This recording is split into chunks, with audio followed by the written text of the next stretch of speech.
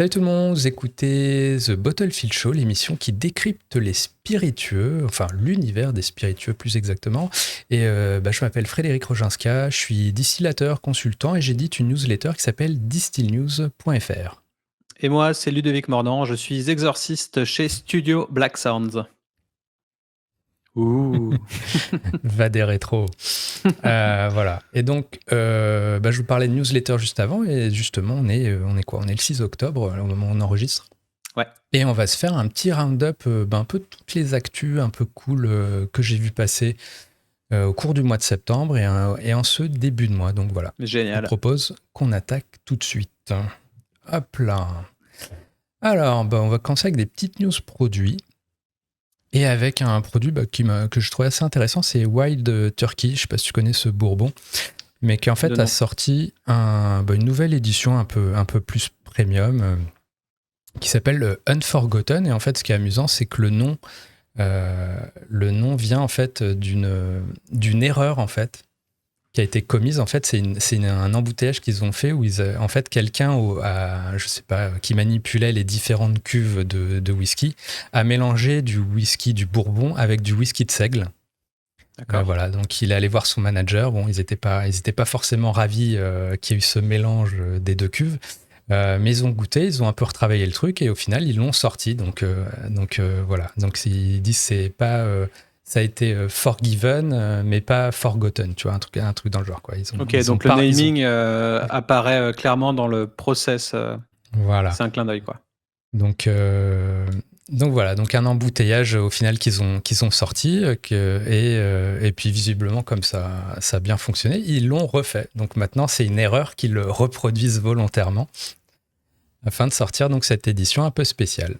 Donc, parfait. Voilà, comme quoi, gardez vos erreurs de côté. On ne sait jamais, ça peut servir pour la suite. Voilà. Next. Alors là, un petit truc un peu... Donc, qui parlera peut-être au Bordelais. Donc, il y a une distillerie qui s'appelle Moon Arbor, qui en fait a présenté un whisky, son troisième whisky, et qui a la particularité d'avoir son malt fumé aux algues du bassin d'Arcachon. Voilà, donc un petit insolite un peu local pour un whisky bordelais. Ça me fait penser à quelque chose, parce que j'ai lu ça sur ta newsletter, et je me suis dit, c'est cool d'infuser ou de distiller n'importe quelle plante, n'importe quel truc, mais est-ce que ce process enlève forcément tous les aspects négatifs qu'il pourrait y avoir ? Imagine, c'est des algues qui proviennent d'un port ou dans laquelle l'eau est dégueulasse, ou est-ce que il faut bien sourcer ces produits-là ? Est-ce que le fait de les distiller, ça les purifie au final ? C'est vraiment une question newbie peut-être, mais... Alors, d'un point de vue sanitaire, il n'y a aucun souci, parce qu'effectivement, quand tu vas distiller, ça va purifier, clairement.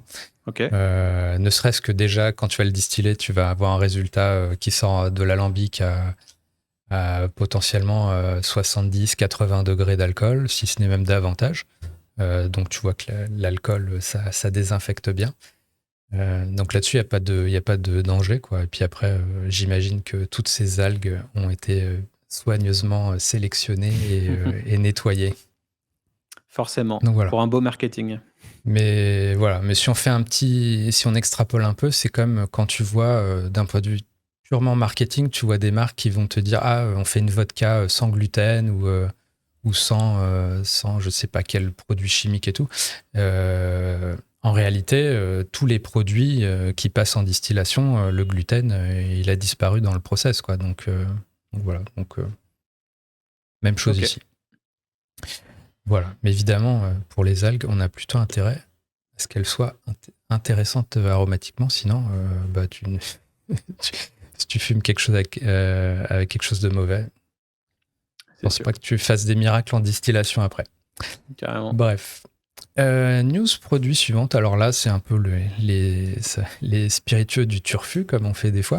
C'est une marque que j'ai découvert. Alors, elle n'est pas toute nouvelle, mais j'ai vu passer le truc parce que ça, apparemment, c'est distribué maintenant aux États-Unis. Et ça s'appelle Linden Leaf. Et en fait, c'est des spiritueux dits moléculaires. À savoir qu'en fait, c'est un peu fait en labo.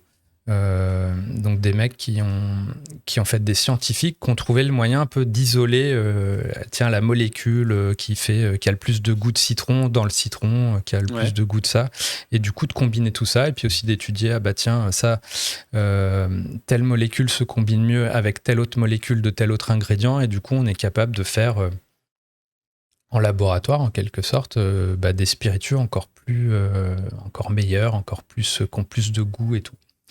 Donc voilà, donc ça s'appelle Linden Leaf, puisqu'il y a un petit gimmick que j'avais trouvé intéressant dans le truc, c'est que du coup il disait qu'il faisait du molecular craft, un truc comme ça. Voilà, ça te parle, toi, ce genre de produit? Tu l'achèterais? T'es dubitatif? Moi, quand je vois ça, je me dis que c'est beaucoup de bruit, probablement pour pas grand-chose.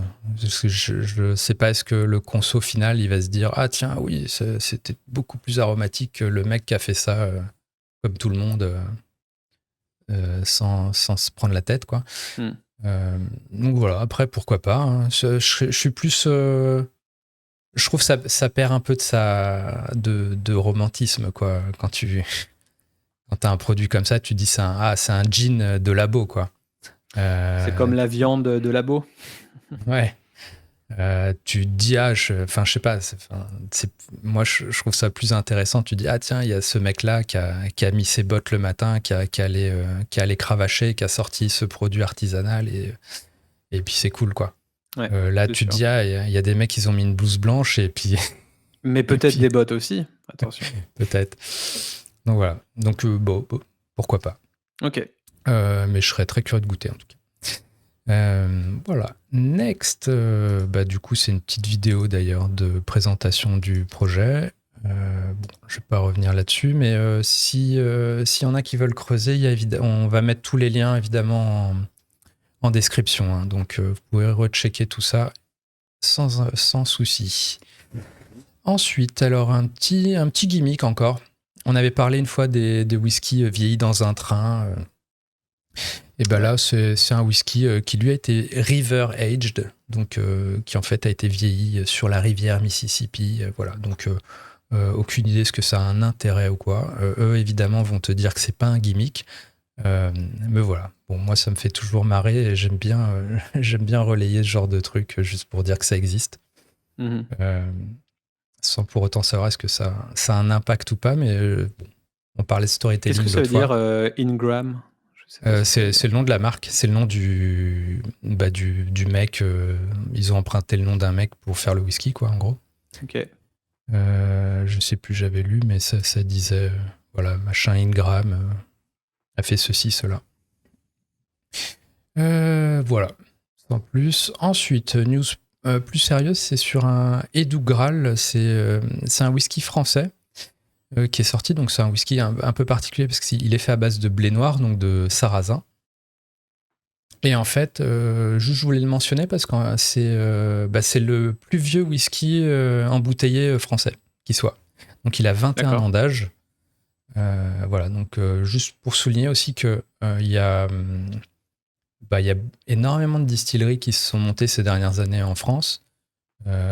Mais tout ça pour réaliser que tout ce phénomène reste quand même assez récent, même si bon, le whisky en France, ça date ça commence à se développer dans les années 80. Le phénomène vraiment prend de l'ampleur là de manière récente, ce qui fait que là, on a un whisky de 21 ans d'âge français, c'est assez exceptionnel, tu vois. T'as une autre distillerie bretonne qui s'appelle Warengame, qui fait Armorique, qui a sorti un 15 ans d'âge. Donc pareil, c'est aussi, faut réaliser que c'est assez exceptionnel. Tu vois, on parle tout le temps des whisky écossais, des trucs, on voit des trucs passés à 30 ans, 40 ans, j'en sais rien, où on banalise des trucs de 20 ans et tout. Dans le whisky français, c'est encore très très nouveau tout ça. Et ce qui fait de la distillerie Edu la plus vieille distillerie de whisky, a priori non. Donc c'est la distillerie des Menhirs, plus exactement. Okay. Je ne crois pas que ce soit la plus vieille. Je pense que la distillerie bretonne, là, dont je te parlais, Warengame, je pense que c'est eux les pionniers. Mais j'aurais peur de dire une bêtise, mais voilà, je sais qu'ils ont commencé dans les années 80 pour le coup.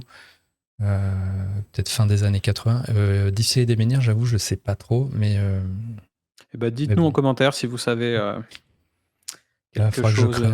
en termes de whisky. Mais en même temps, non, je pense qu'il a 21 ans et que la distillerie doit avoir le même âge au final. Donc voilà, mais ça, c'est tout début des années 2000, ça c'est sûr. Ok. Next. Alors, un petit truc un peu fun avec l'acteur Joel McHale, je sais pas si tu vois, qui a fait Community. Je vois sa tête, mais je sais plus dans quoi il a joué. Ouais. Voilà, mais du coup, il est un peu ambassadeur de Monkey Shoulder. Et Monkey Shoulder, ils sont assez fun en termes de com. Ils n'arrêtent pas de faire des trucs un peu nouveaux. Et en fait, ils ont sorti une eau de whisky. Voilà. Donc on voit l'acteur qui se parfume et tout. Donc voilà, si vous voulez sentir le whisky, c'est possible et c'est très sérieux. Voilà. On peut vraiment acheter le truc. Je crois que ça coûte $33. Donc, alors c'est tout petit. Bon, c'est voilà. Pour les amateurs de fragrance. C'est marrant la phrase qu'ils utilisent, spray away the taboo of smelling your favorite spirit. Ils parlent de tabou parce qu'au final, quand tu rentres chez toi et que tu pues l'alcool, ou enfin, je sais pas ce qu'ils entendent par là, mais je pense que la blague est là, ouais. Ouais. Le fait, c'est comme t'as d'autres marques qui ont fait le coup, genre des bougies qui sentent le vieux rad, le vieux bar et tout. Tu vois, quand il y avait le confinement, genre ça te manque l'odeur du vieux pub, du tabac mouillé, du machin. Ils avaient fait des bougies, tu vois, genre c'était, je sais plus c'était quelle marque de bière qui avait fait ça. Pourquoi voilà. pas, hein, au final. Mais très cool, donc Monkey Shoulder, toujours, c'est très régulier, ils font des choses un peu fun. Next. Alors, petite news RTD, on revient à des trucs un peu sérieux, juste pour le côté, ça bouge tout le temps. Et en fait, il y a pas mal de news en ce moment sur le fait que les hard seltzers, ça a peut-être atteint un plateau, voire que ça intéresse moins les gens. Et du coup, un des phénomènes qu'on observe, c'est que les brasseurs, du coup, se mettent à switcher des hard seltzers vers, toujours des hard seltzers, mais à base de spiritueux. Et donc, on connaît Topo Chico, donc Coca-Cola, qui fait avec une marque de bière qui fait Topo Chico, tout simplement. Ouais. Et ils vont en fait passer au cocktail RTD. Donc, ils développent une marque qui s'appelle Topo Chico Spirited, et qui, du coup, ce sera des cocktails RTD à base de tequila, notamment. Et ça devrait arriver en 2023. Donc voilà, donc un exemple, je pense, intéressant de l'évolution un peu de ce qui se passe. Ouais, c'est sûr, ouais. Et puis, c'est ce qu'il disait dans le IWSR, il me semble qu'il disait que les RTD à base de SPI marchaient mieux que les RTD à base de malt, c'est ça? Exactement, ouais. Mmh. Ils plaisent plus, alors que paradoxalement, c'est ceux à base de malt qui sont les plus présents dans les rayons. Ouais. Donc clairement, il y a une tendance où je pense il va y avoir une bascule qui va se faire. Ouais, c'est intéressant. Et là, on peut voir le Topo Chico. Alors, j'ai l'impression qu'il y a un petit côté Coca-Cola avec le C qui englobe le H. Enfin, je sais pas s'ils ont fait un rappel à ce niveau-là. Mais ça m'y a fait penser tout de suite, le C un petit peu. Mais je sais pas. Mais je me demande si Topo Chico n'est pas une marque qui a été rachetée par Coca-Cola. Donc, si c'est le cas, il n'y aurait pas de lien pour le coup. À vérifier. Mais effectivement, ouais. Maintenant que tu le dis, je ne vois plus que ça. Ça fait un petit peu penser, ouais, carrément. Mais en tout cas, les hard seltzer, hein, c'est parti pour continuer. Enfin, moi, en tout cas, j'ai vraiment vu un avant et un après hard seltzer. Alors, on s'inspire beaucoup de ce qui se passe aux États-Unis, forcément, et dans les pays anglo-saxons, même si on n'a pas le même palais et le même, je sais pas, le même feeling avec ce genre de boisson. Ça marche un peu moins en France, mais bon, les QR codes marchaient pas en France il y a 15 ans, donc on sait pas. Peut-être que d'ici 5 ou 10 ans, ça sera la grande nouveauté, chez le grand public, je sais pas. Ça me paraît lointain quand même. Mais moi, je me demande si on va pas carrément peut-être sauter l'étape, en fait. Pour arriver co-RTD, tu veux dire? Pour arriver, ouais, plus au cocktail RTD direct. Et tu vois, finalement, t'avais fait une interview là de Féfé. Ouais. Et du coup, vous discutiez le fait qu'au final, ils avaient viré le mot hard seltzer des canettes. effectivement. Donc, tu vois, je pense qu'il y a cette dynamique-là, enfin, tu vois, j'ai l'impression qu'il y a tout ça qui se passe et en même temps, on a peut-être un regard un peu plus critique et on sent que c'est peut-être pas fait pour le marché français et du coup, en fait, on va basculer direct à des choses qui ont plus de goût. Voilà. Ouais, c'est sûr. Et puis ça fait écho avec une news que tu m'as envoyée en off sur Bud Light qui sortent leur seltzer à eux. Ouais. Et, Ouais. et au final, bah, pour le coup, c'est une marque de bière. Donc à se demander si leur seltzer il est à base de malt au final. Le truc que je t'ai envoyé, c'est des vodka. Il y a carrément le branding, c'est vodka seltzer. Ils mettent même pas hard seltzer, ils mettent vodka seltzer. Donc, et en plus, toute leur communication tourne autour. J'ai vu il y avait un claim pour dire 0% bière, quoi. Donc assez surprenant, tu vois, Budweiser qui en plus te dit on fait un produit 0% bière. Mais c'est vachement intéressant d'un point de vue architecture de marque parce qu'ils gardent leur naming. Sur les canettes, il y a quasi 50-50 au-dessus et au-dessous, 50 du branding de Bud et 50 du nouveau branding. Donc on peut se poser la question, est-ce que c'est une sous-marque, une extension, une marque endorsée, quelque chose de nouveau, mais ça reste dans le... Enfin, pour moi, c'est juste ce qu'on appelle le Beyond Beer, donc au-delà de la bière, et c'est tout ce qui va sortir... sans alcool, hard seltzer, limonade, craft soda, kombucha, spiritueux, tout ce que les brasseries ne font pas en tant que bière, quoi. Donc c'est vachement intéressant comme extension, même pour les brasseries françaises qui pourraient nous écouter là, comme quoi brasserie, distillerie, ça reste cousin quand même. Ouais. Ouais, bah, pour faire du whisky, il faut brasser avant, donc voilà. Le pont est assez rapide. OK. Puis qui plus est sur des RTD où tu peux aussi te fournir en alcool de l'extérieur sans l'avoir toi-même distillé et l'intégrer dans ta brasserie, dans tes produits, quoi.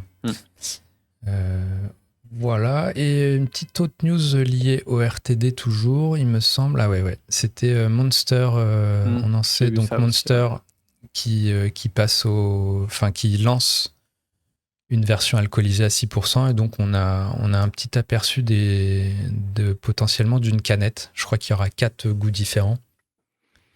Mais voilà, donc même l'Energy Drinks bascule. Après Hard Mountain Dew, c'est le hard seltzer de Monster. Donc voilà. Et alors du coup, je ne l'ai pas mis là. Ça sera peut-être, on en reparlera le mois prochain pour le coup, mais juste je le mentionne vite fait, c'est que même apparemment Lipton prévoit de sortir début 2023 un hard Lipton Iced Tea. Voilà. Ok, donc ce sera un hard tea du coup. Voilà, exactement. Donc ça fait réfléchir quand même sur tout ce mouvement-là. Et là, on peut voir sur le visuel qu'au final, ils ont gardé le logo, le M de Monster, ils l'ont mis même 2 fois. Donc ils ont quand même gardé toute l'aura Monster. Mais du coup, c'est plus juste pour énergifier et sans alcool, c'est vraiment avec alcool, donc c'est quand même un autre segment. Donc est-ce que c'est extension de gamme ou sous-marque? Mystère. Là, pour le coup, je crois que la marque, vraiment, c'est The Beast Unleashed. Donc, à part le logo, le M, là, je crois pas qu'il y ait de mention spécifique, quoi. Moi, je serais entre sous-marque et marque sponsorisée, au final. Mais parce qu'il y a un petit lien quand même, enfin un gros lien quand même avec Monster.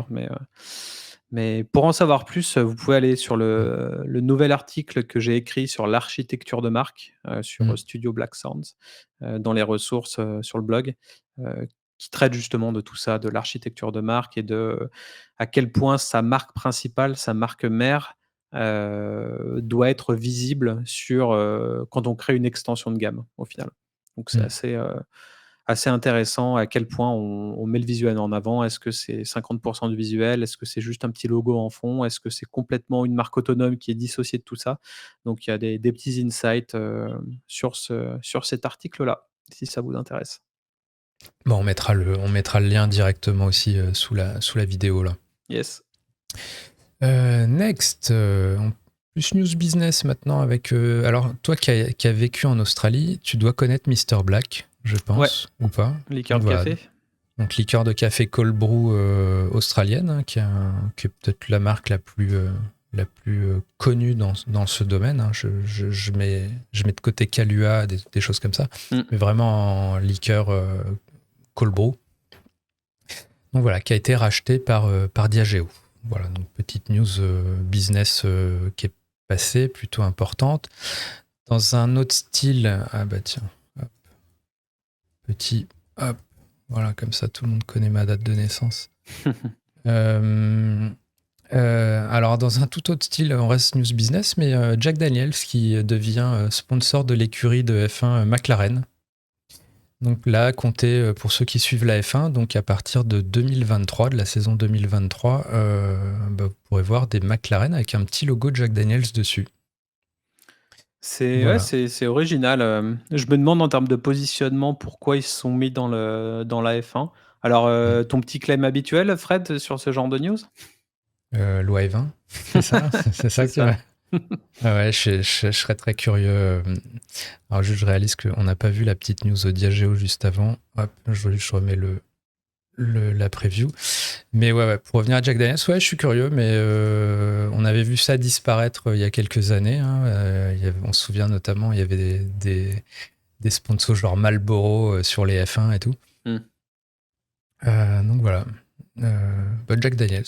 Je sais pas, en plus je trouve ça. Je sais pas si j'associe Jack Daniels à un sport comme la F1. Ouais, mais ça doit être, je sais pas, il doit y avoir une volonté peut-être de changer un petit peu ou d'étendre leur portée, parce que c'est sûr que pour moi, la F1, c'est pas rock'n'roll du tout. Et je vois plus Jack Daniel avec toute cette aura-là.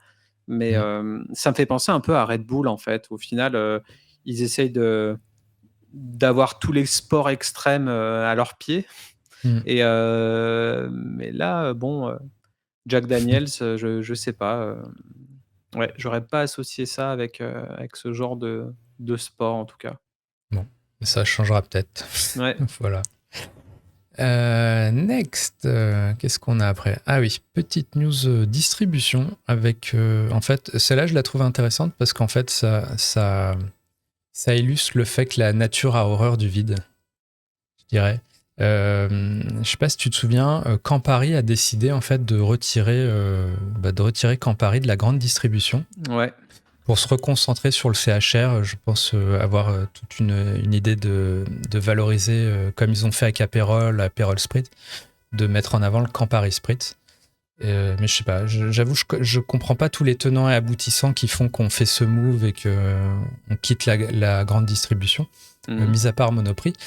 Mais du coup, cette news m'a un peu amusé parce que c'est dire que Martini, qui a un bitter, un peu type Campari, donc un apéritif amer comme ça, du coup, finalement, en profite et relance sa marque Martini Bitter chez Carrefour notamment. Donc voilà, donc en gros, si vous quittez un marché, il y a un concurrent qui se fera un plaisir d'aller prendre la place et voilà, je trouve ça intéressant. Je me demande, est-ce qu'ils peuvent avoir des liens ou des partenariats en mode, bon, on va retirer ça du marché, on vous considère bien, vous prenez notre place, mais du coup, on prend un pourcentage. Et puis du coup, eux, ils se retirent pour peut-être faire en sorte que la marque soit plus premium, un peu plus rare ou un peu plus, voilà. Et en échange, ils ont un pourcentage sur les ventes alors, je sais pas, hein, peut-être que j'extrapole à fond et que ça existe absolument pas. C'est du complotisme. Ouais, ou c'est du co-branding secret. Je sais pas, pour le coup, c'est vraiment pas les mêmes groupes. T'as Bacardi Martini d'un côté, Campari Group de l'autre côté. Hop, excuse-moi, mon téléphone qui vibre. Mais oui, non, j'aurais tendance à dire que non. Et le côté remise immédiate, c'est pour redonner un coup de boost, parce que là, c'est un relaunch ou c'est vraiment un lancement? Non, ils relancent le produit qui existait déjà. Le produit existait déjà, ouais. Ok, donc ils le relancent avec une remise immédiate en ils discount. le remettent en rayon, quoi. Bon, je pense que la remise, elle est anecdotique, tu vois, mais c'est surtout que le produit n'était plus chez Carrefour et il réapparaît. Ou alors il y avait un autre Martini Bitter qui était plus le standard, alors que là c'est le Reserva qui arrive. Enfin, d'accord. Mais bon, il y a clairement un. Enfin voilà, je pense la nature à horreur du vide, c'est un bon résumé du truc. Voilà. Donc pour les frustrés qui trouvaient plus de Campari pour faire leur Negroni ou quoi, il y a une alternative chez Carrefour maintenant. Voilà. C'est ça. Next, Baromètre Whisky Live. Donc ça c'est assez cool pour ceux qui aiment la data, les études et tout.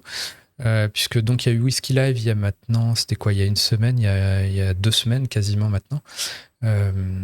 Et en fait, à cette occasion, donc tu as la maison du whisky qui, avec Ipsos, a commandé une étude chez Ipsos. Et du coup, tu as un rapport de 40 et quelques pages.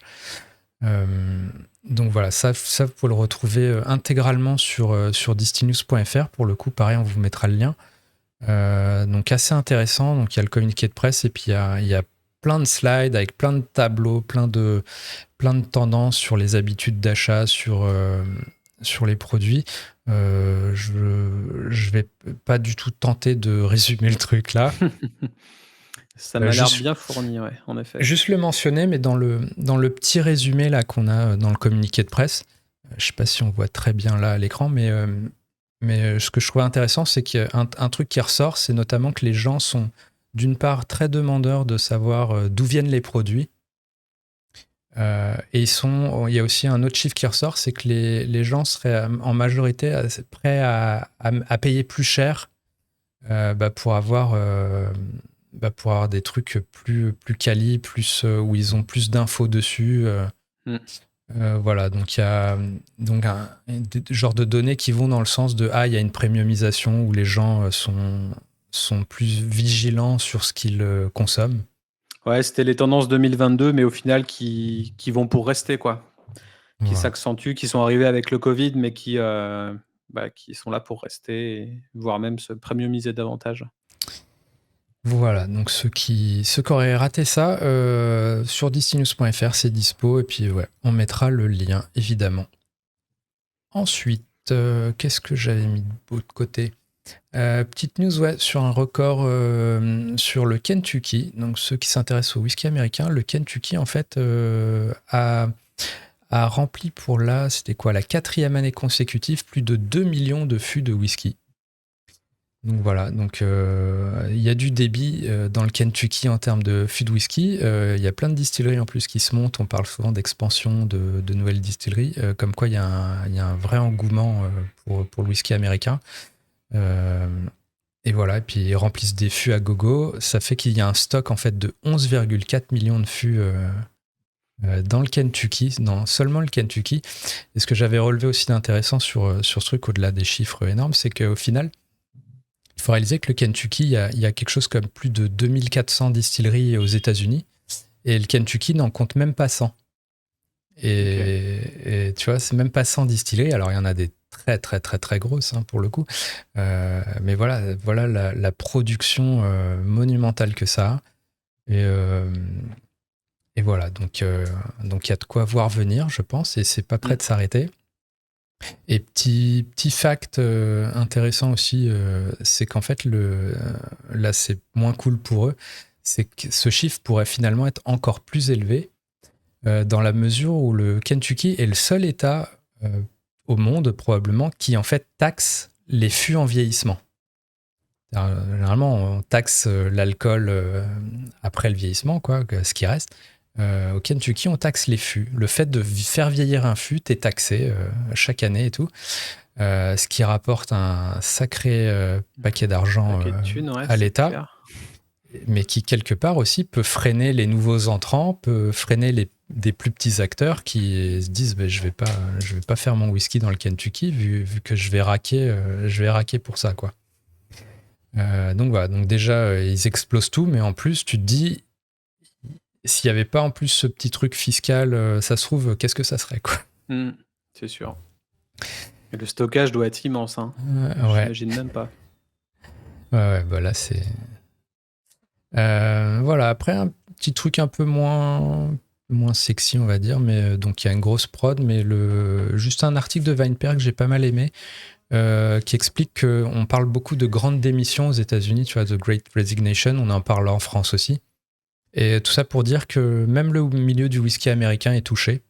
Et donc VinePair a fait un article là-dessus, en expliquant Il y a par exemple le master distiller de Jack Daniels qui est parti au cours des 2 dernières années. Il y a chez Old Forester pareil, chez Bulleit ils ont eu des soucis aussi. Et voilà, du coup, tout ça un peu un reality check sur le milieu, sur le fait dans les grosses structures comme ça, qu'il y a des grosses charges de travail, que des fois on peut être bridé d'un point de vue créatif parce que forcément tu produis des trucs en quantité énorme et il y a moins de place finalement pour aller tester des choses, même si tu as les moyens. Voilà, donc juste un petit truc un peu qui rappelle un peu sur le côté social ou quoi, que même, je pense qu'il y a beaucoup de gens qui veulent quitter leur bureau pour monter une distillerie ou quoi. Finalement, on voit que chez les grosses distilleries, en tout cas, il y a aussi ce mouvement-là qui se fait. Et pour le coup, il y en a beaucoup qui quittent ça alors qu'ils ont un job potentiellement, on se dit de rêve, ils ont un titre super prestigieux, mais qui quittent tout ça pour aller monter justement des structures à taille humaine à côté. Voilà, donc c'est chez VinePair ça. Et c'est très intéressant vu que en plus il y a des témoignages de gens avec des noms qui comptent, quoi. En tout cas, le monde de la boisson générale évolue sans cesse, quoi. Ça s'arrête jamais et c'est hyper porteur. Je crois qu'on a bien trouvé notre vocation.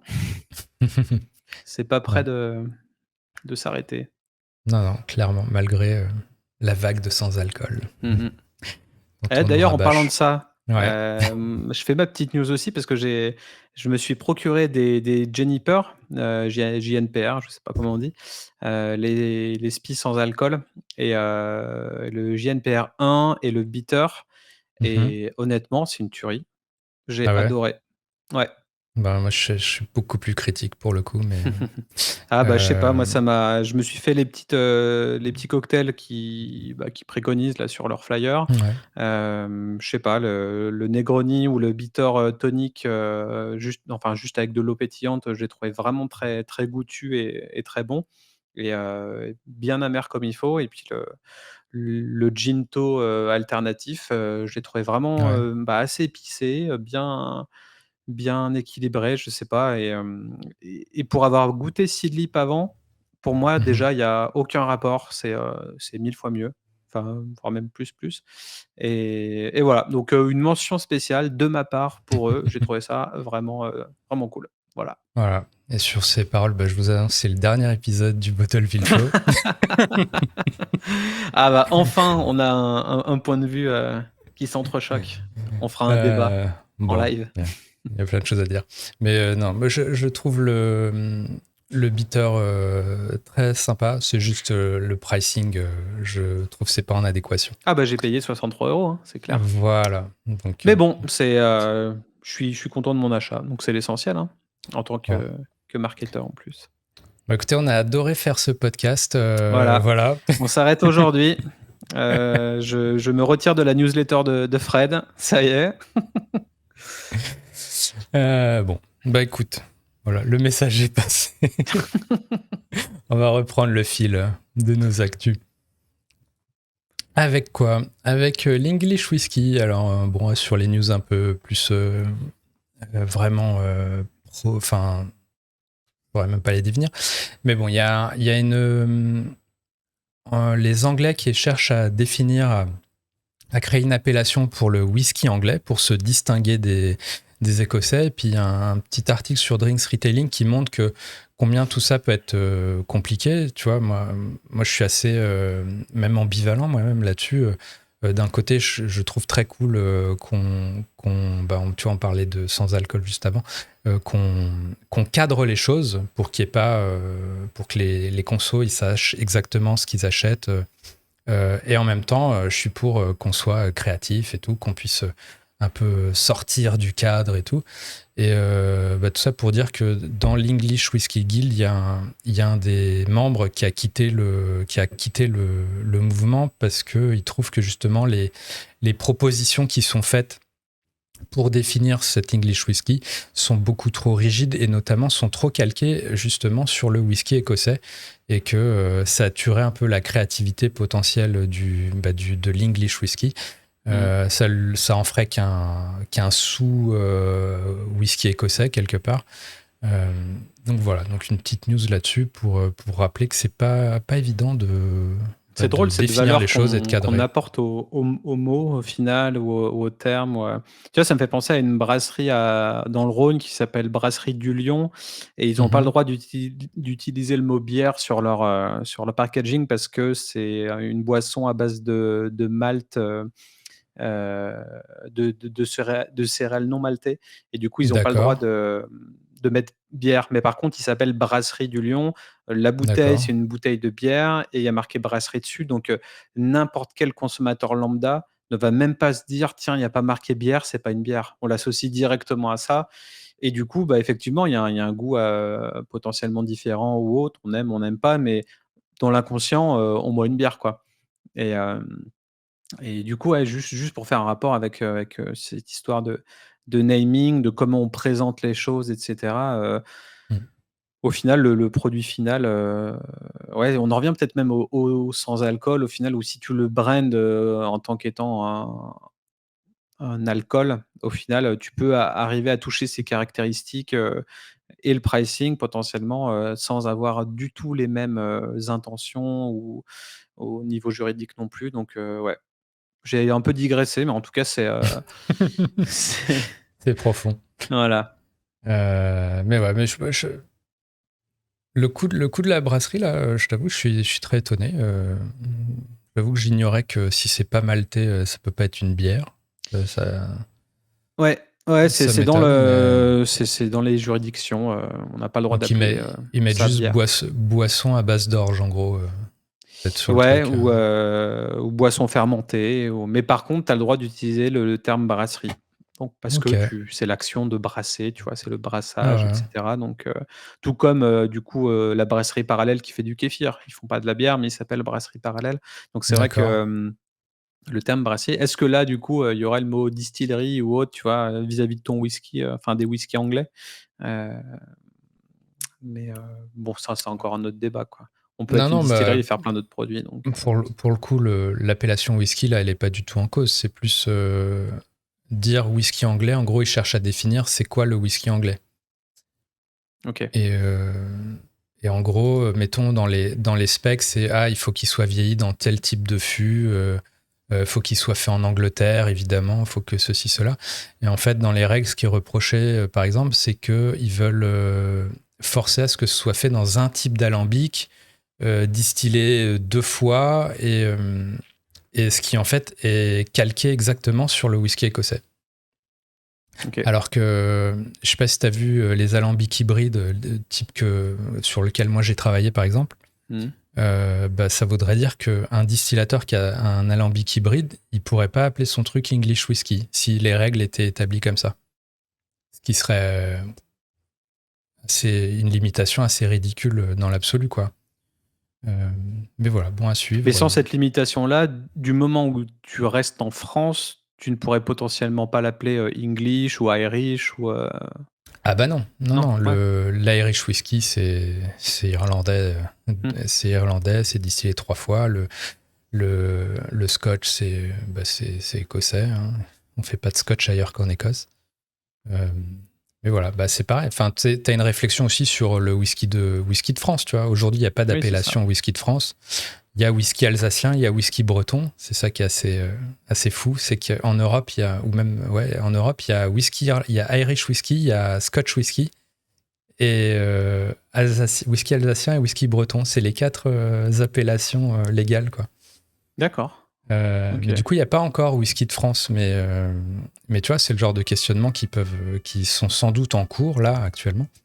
À savoir, ah tiens, mais le mec qui distille avec tel type d'alambic, est-ce qu'il est dans le cahier des charges ou pas ou, Mmh. Ouais, c'est des questions euh, importantes, je me demande qui y a au sommet pour décider de ce genre de choses, quoi. bah là, par exemple, sur le cas là présent, c'est l'English Whisky Guild. Donc, putain, je voudrais pas dire de bêtises, mais c'est peut-être une quarantaine ou une cinquantaine de distilleries anglaises qui se sont regroupées pour réfléchir à ce sujet. Ouais, OK. En France, t'as la Fédération du Whisky de France qui s'est montée il y a quelques années. Et pareil, il y a les membres, c'est des gens qui font du whisky en France, hein, qui adhèrent ou non au truc et qui participent du coup à la réflexion. Mais en gros, et après, eux, leur but, c'est d'aller pousser ça aux gens qui font les lois pour que ça soit inscrit de manière légale et voire même au niveau européen pour que justement, il n'y ait pas enfin, finalement, tu peux te dire, s'il n'y a pas d'appellation English Whisky légalement aujourd'hui, qui te dit que toi, à Lyon, tu pourrais pas faire un whisky et l'appeler English Whisky, on pourrait peut-être pas t'attaquer dans la mesure où il n'y a pas d'appellation légale, tu vois. Donc tu pourrais dire ce que tu veux quelque part. Mais souvent, il y en a qui produisent ça en Écosse et qui l'embouteillent en France. Et ils ont une manière de tourner le truc comme quoi on a l'impression d'acheter un whisky écossais. J'ai vu 2-3 fois ce genre de cas de figure. Ouais, tu en parlais de Moon Arbor juste avant, là, avec les algues, là. Ouais. Eux, ils ont démarré en achetant du whisky en Écosse et en le faisant vieillir à Bordeaux. Okay. Et voilà. Et ils l'emboutteillaient. Et puis, je crois qu'ils ont eu un peu des soucis parce qu'ils l'emboutteillaient comme si c'était du whisky bordelais. Donc, il y avait un peu de... C'était un peu... hop, un gros détour. Hein. C'était du whisky écossais. Mais vieillant à Bordeaux. Enfin, bref. Donc, voilà. Donc, plus tu cadres, je pense que c'est quand même intéressant. Mais voilà. C'est où est la limite entre la créativité et le reste. Carrément. Next, petite news. On reste sur le côté un peu légal. Juste, on parlait de loi E20 juste avant. Juste pour dire que même en Angleterre, il n'y a pas de loi E20. Mais ça ne veut pas dire qu'on peut tout dire forcément. Et Gordon Ramsay, qui a son Ramsay Gin, en fait, il y a eu des publicités en début d'année qui vantaient un peu les macronutriments dans les ingrédients de son gin. Et du coup, ils se sont fait taper sur les doigts parce que... non, tu vas pas sous-entendre qu'il y a des super vitamines dans tes baies conservées pour ton truc. Voilà, quand bien même. Là, ça s'est passé où c'est en Angleterre. Et du coup, il n'y a pas de loi E20 en Angleterre, mais on n'a quand même pas le droit de faire de publicité mensongère ou qui incite tout ça, quoi. Voilà, c'est mensonger ou pas, je pense même pas à la question. C'est plus le fait que tu vas pas clamer qu'il y a des choses bénéfiques dans un spiritueux. Ouais, c'est sûr. Voilà. Et bref. Donc voilà. Donc attention. Ensuite, on reste sur le côté légal. Juste une petite news aussi. Là, ça se passe à Cognac. C'est Martel qui s'est pris une amende de 300 000 € parce qu'ils ont vendu des bouteilles millésimées 78 et 89. Mais apparemment, selon la répression des fraudes, sans être capable de prouver le millésime des bouteilles en question. Et là où c'est intéressant au-delà de la loi, c'est que ça pose la question finalement sur des choses un peu anciennes comme ça. C'est quel est l'élément de preuve justement que tu peux apporter, tu vois. Donc, il faut tenir des registres assez précis, assez, tu vois, qu'on puisse vérifier. Mais voilà, je sais qu'apparemment Martel a par exemple mis en avant le fait qu'on pouvait mesurer l'évaporation de l'alcool au fil du temps. Et que du coup, avec ça, on pouvait, prouver la date des cognacs en question. Mais dommage qu'il n'y avait pas de blockchain à l'époque. Ouais, voilà, par exemple. Mais visiblement, ça n'a pas suffi, donc à suivre en appel, mais ça pose, tu vois, il y a des questions sur les appellations, mais aussi sur finalement, ok, quand tu achètes un truc, on te dit qu'il est de 1980 quelque chose, qu'est-ce qui te le prouve finalement? Voilà. Okay. Et la répression des fraudes veille au grain. Voilà. Carrément. Hop, ensuite, petite news australienne pour toi, encore. Fremantle. Ah, j'aimais bien cette ville. Ouais, en fait, c'est juste une petite news. Tu vois, on parle de local, de produits locaux, et en fait, tu vois, à l'échelle d'un pays comme l'Australie, comment tu fais du local? Tu vois, c'est limite un continent, quoi, le truc. Ah, c'est clair, mais c'est un continent. Il faut 5 heures d'avion pour aller de Voilà. Perth à Melbourne, quoi. Donc, Et en fait, ce qui m'a marqué dans cette news, c'est Australian Distilling Co. En fait, ils doivent avoir 5-6 distilleries dans tout le pays. Donc, ils en ont ouvert une nouvelle, ils en ont à Melbourne, à Sydney, ils en ont ouvert une nouvelle à Perth, et je sais plus où. Et tout le temps avec l'idée de faire des gins avec les ingrédients locaux. Et ça, c'est une bonne idée, mais est-ce que ça veut dire qu'on peut retrouver le même gin avec le même process, mais des ingrédients locaux ou est-ce qu'ils font des familles Ils font des déclinaisons. Et du coup, là, tu vois, la bouteille, c'est Fremantle. Les autres doivent avoir le nom de la ville. Voilà, c'est juste. Mais du coup, je trouvais intéressant le côté comment tu scale up du local. Carrément. Ouais, ça me fait penser au Ninkasi, par exemple. Est-ce qu'ils vont s'implanter un peu partout en France en ayant une démarche locale dans chaque ville, etc. C'est intéressant, ouais. Mais à l'échelle de la France, c'est peut-être moins impressionnant que l'Australie, pour le coup. C'est moins impressionnant, ouais. Mais on en avait parlé une fois d'ailleurs. Que c'est local, c'est quoi ? Est-ce que c'est combien ça se mesure en kilomètres, en quoi ? Mais bref, donc là, voilà. Petit truc. Ensuite, on passe à des trucs un peu fun avec Aviation qui a ouvert sa distillerie. Qui a ouvert sa distillerie à Portland. Et comme toujours, Aviation, j'aime beaucoup cette marque. Donc la marque de gin de Ryan Reynolds. Pour ceux qui n'ont pas suivi. À chaque fois, ils font des coms, ils font des spots de pub assez rigolos. Et là, ça, même juste pour dire qu'ils ont ouvert une nouvelle distillerie et qu'on peut la visiter, et ils font un spot de pub dans lequel Ryan Reynolds t'explique que chez eux, c'est en faisant qu'on apprend. Et du coup, que les visiteurs sont mis à contribution. Voilà, donc assez rigolo comme toujours. Ça fait un peu penser à Dollar Shave Club, la manière dont il interagit dans son spot publicitaire là. Ouais, mais il fait pareil avec les cocktails aussi, je sais pas, pour la fête des pères, et il y a plein de pubs assez rigolotes. Ils sont assez détendus du slip, hein, les Américains, pour arriver à mettre un côté très divertissant dans leur spot publicitaire, etc. On n'est pas du tout dans le prout-prout. Et pourquoi selon toi ? Parce que le produit est dégueulasse ? Non, parce qu'il n'y a pas de loi E20. Parce qu'il n'y a pas de loi E20, pardon. C'était l'un ou l'autre. Non, mais Aviation, c'est un produit tout à fait cool. Aviation. D'ailleurs, c'est une nouvelle vague un peu de jeans, c'est les American, je sais pas, Contemporary Jeans, qui sont un peu plus aromatisés, qui vont au-delà du genièvre, quoi. Ok. Ensuite, on reste sur Distillery Tour, mais là, c'est pas Ryan Reynolds qui fait la visite. En fait, c'est Cotswolds qui a mis en place qui a fait une visite 3D, en fait. Enfin, qui a mis en place un site en 3D. Et tu peux, en fait, naviguer à la manière d'un Google Street View dans leur distillerie. C'est beaucoup plus fluide que Google Street, pour le coup. Et c'est... donc voilà, en plus, tu vois, on a visité des trucs dans le métaverse. Là, ce que je trouvais cool, c'est que c'est... vu que c'est des photos, enfin, tu vois, c'est beaucoup plus réaliste que le métavers. Et puis voilà, t'as des petites étapes, tu peux suivre le truc de manière assez dans l'ordre de tout ce qui se fait, ou tu peux juste te balader, toi, comme tu le sens. On va monter les escaliers, on va aller là-bas. Donc voilà, donc peut-être c'est un truc que je ferai un jour sur ma chaîne perso, d'aller faire un distillery tour comme ça, commenté. Mais voilà, pareil, vous retrouverez le lien en description de ça si vous voulez aller explorer la distillerie Cotswolds, qui est pareil et nouvelle. On arrive à une petite news packaging, là on arrive aux 2 dernières. Juste Jägermeister qui fait un peu de com sur... en fait, ils ont fait un packaging avec un code dessus qui se révèle uniquement si tu mets la bouteille au congélateur.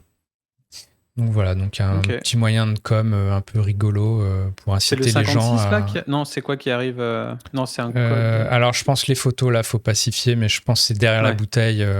Je saurais pas te dire, mais c'est... J'ai vu ça sur des bières où t'as une petite pastille.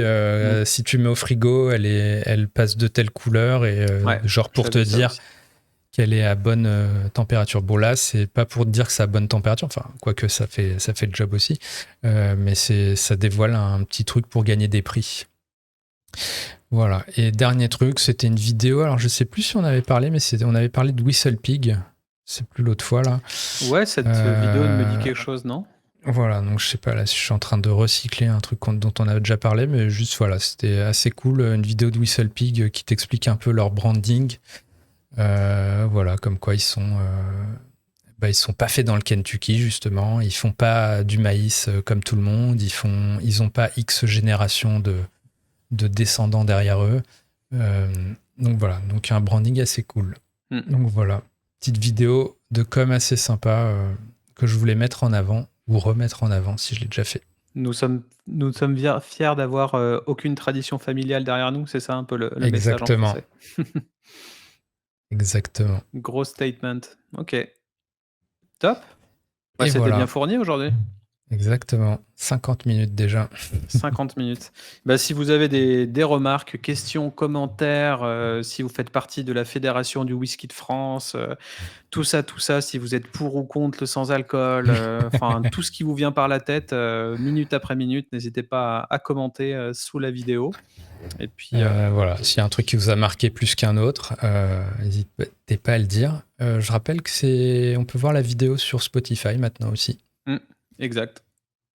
Et voilà. Et je crois que c'est tout pour aujourd'hui. Ouais. Et puis la semaine prochaine, ce sera un épisode consacré à la culture, la Je sais communication plus. digitale des spies, Ouais. c'est ça? Comme ou Turfu, quoi, on verra. L'un ou l'autre. Suivre. À la semaine Faudra être prochaine. là pour le savoir. Voilà. C'est clair. Sauf si c'était vraiment le dernier épisode. On Voilà. va faire un claim sur LinkedIn. Vous allez voir comment on fait pour brander un épisode et pour le teaser. Voilà. Portez-vous bien. Hein. Yes. Et à la semaine prochaine. À la semaine Ciao. prochaine.